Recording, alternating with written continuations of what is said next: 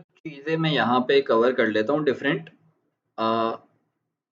क्योंकि कई लोगों का ये सवाल होता है कि यार हमारे पास इतना ज़्यादा टेस्टिंग बजट नहीं है कि हम लोग पहले क्रिएटिव टेस्टिंग करें अलग से, फिर इंटरेस्ट टेस्टिंग करें एक्सेट्रा।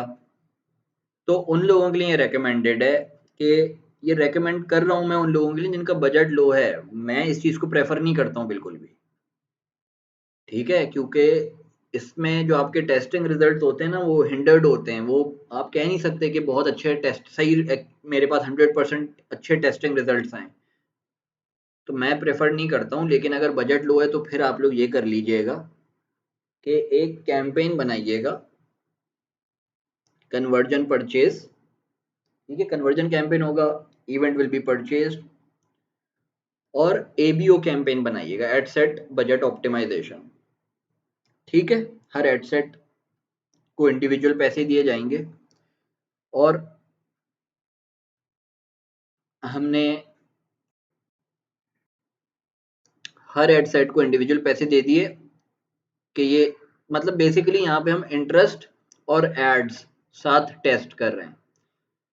एक एड सेट के अंदर एक इंटरेस्ट है और हमारे पास तीनों एड्स थे, एड 1 एड 2 एड 3, तो एड 1 एड 2 एड 3 भी डाल दिया, ये एक इंटरेस्ट 2 डाल दिया, और तीनों ऐड इंटरेस्ट 3, तीनों ऐड इंटरेस्ट 4, तीनों ऐड इंटरेस्ट 5, और तीनों ऐड। ठीक है, कुछ दिन के बाद हमारे पास यहाँ से रिजल्ट्स आ जाएंगे कि यार कौन सा काम कर रहा है और कौन सा काम नहीं कर रहा है। ये इंटरेस्ट 1 काम कर रहा है, इंटरेस्ट 3 काम कर रहा है, इंटरेस्ट 2 4 5 हमारे लिए काम नहीं कर रहे हैं, उनको हम लोग पॉज कर देंगे, इनको जो काम नहीं कर रहे हैं। और हमें पता चल जाएगा कि यार ऐड 1 से सबसे ज़्यादा अच्छे रिजल्ट्स आ रहे हैं, या ऐड 3 से सबसे ज़्यादा अच्छे रिजल्ट्स आ रहे हैं, तो हम ऐड 1 ऐड 2 को पॉज कर देंगे, ऐड 1 ऐड 2 यहाँ पे भी पॉज कर देंगे, ऐड 3 से अच्छे रिजल्ट्स आ रहे थे।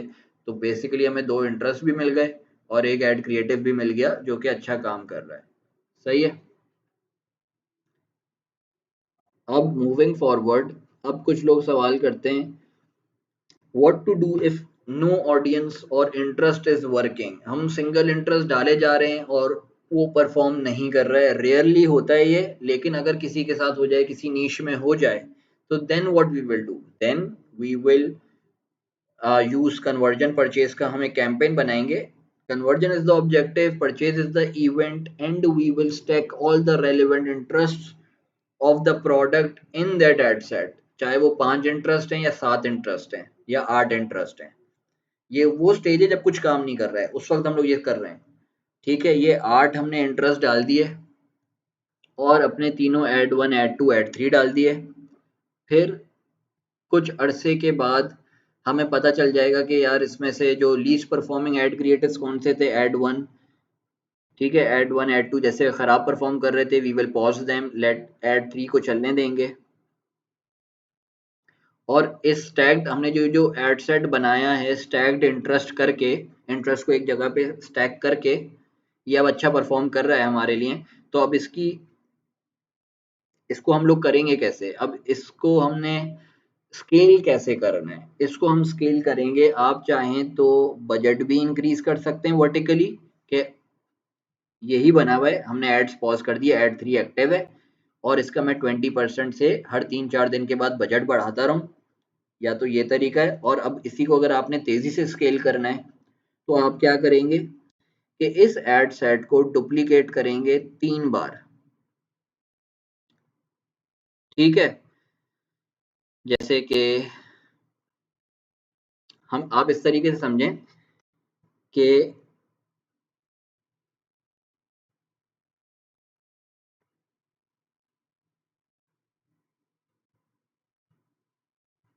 इसके अंदर ये हमारा एड सेट है, इसके अंदर स्टैक्ड इंटरेस्ट पड़े हुए हैं।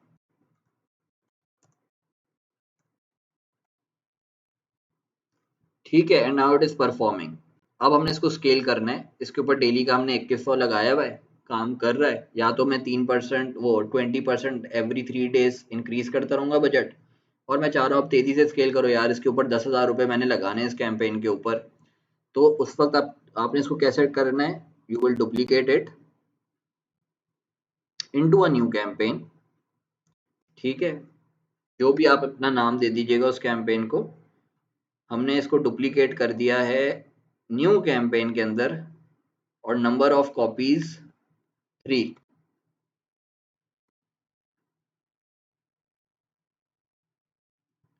एड सेट लेवल के ऊपर मैंने आके डुप्लीकेशन की है, ठीक है।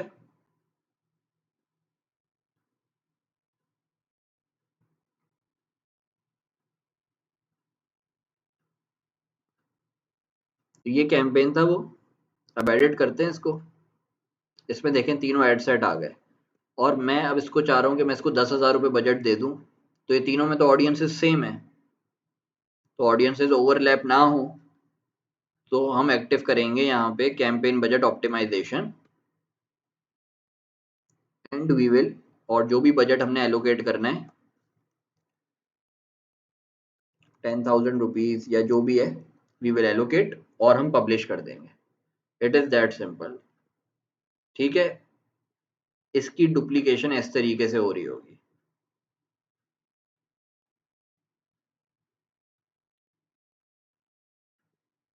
मतलब इसकी स्केलिंग हम इस तरीके से कर रहे होंगे, और continue duplicating if campaign stop giving result. आप देखेंगे कि कुछ दिन के बाद उसमें से ad set number stacked interest ही है तीनों में, सीबीओ ऑन है, ऑब्वियसली ऑडियंसेस ओवरलैप नहीं कर रही हैं, लेकिन एक एड सेट खत्म हो जाएगा परफॉर्म करना, फिर थोड़े दिन के बाद दूसरा भी खत्म हो जाएगा परफॉर्म करना।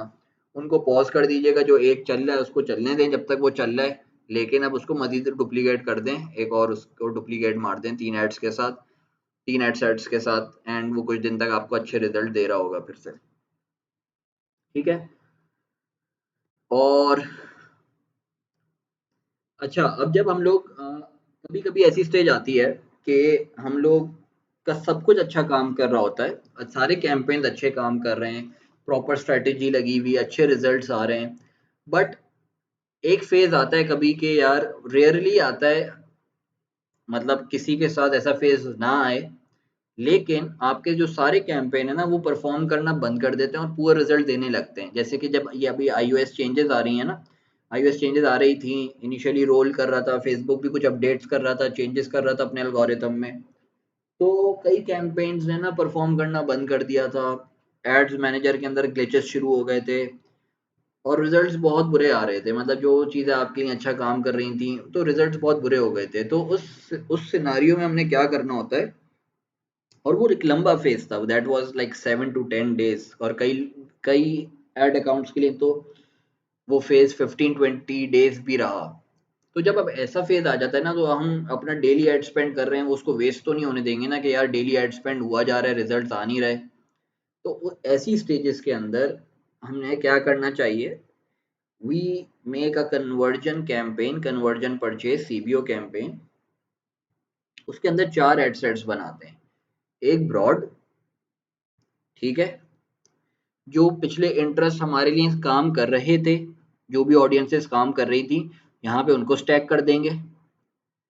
जो लुक अलाइक ऑडियंसेस हमारा बेस्ट काम कर रही थी, उनको इधर डाल के उनकी जो सुपर लुक अलाइक है वो क्रिएट करेंगे, और एक एड सेट बनाएंगे उन लोगों का जिन्होंने हमारी वेबसाइट के ऊपर जाके ऐड टू कार्ट भी किया हुआ है, इनिशिएट चेकआउट भी किया हुआ है, और इसमें वो लोग भी इंक्लूडेड होंगे जो हमसे ऑलरेडी परचेज कर चुके हैं, और अपना विनिंग क्रिएटिव यूज करेंगे। जब ये एड सेट एक्टिव होगा ना, तो फेसबुक या तो जिस एड सेट में सबसे बड़ी ऑडियंस होती है उसकी तरफ जाता है, या उस ऑडियंस की तरफ जाता है जिसका उसको लगता है कि चांसेस ऑफ कन्वर्जन सबसे हाई है।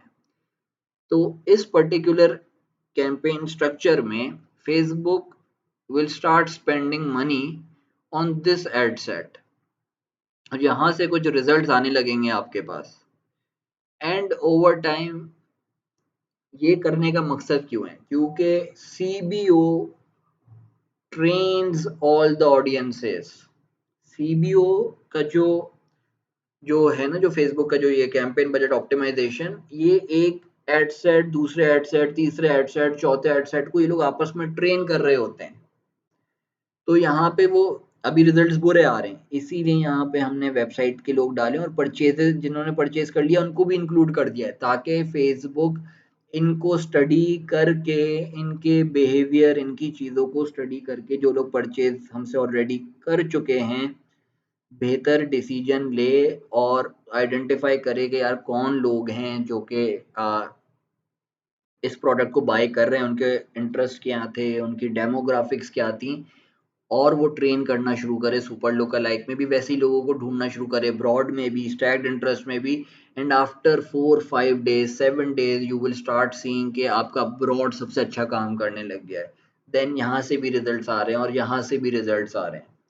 तो उस स्टेज में हम ये सब कुछ इस तरफ जाते हैं जब बिल्कुल अचानक से कोई ग्लिच की वजह से या एल्गोरिथम अपडेट या वट एवर रीज़न की वजह से, चेंजेस की वजह से सब कुछ काम करना बंद कर दे, और वो 15 to 20 days अगर टफ पीरियड है तो we go with this, and यहाँ से आपको अच्छे रिजल्ट्स आने लगते हैं। और प्रीवियस कुछ कैंपेन जो आपके चल रहे होंगे उसमें से चाहें तो आप एनालिसिस कर लें कि कौन से वर्स्ट परफॉर्मर्स हैं, तो उनको आप शट डाउन कर सकते हैं फॉर दैट पीरियड एल्स।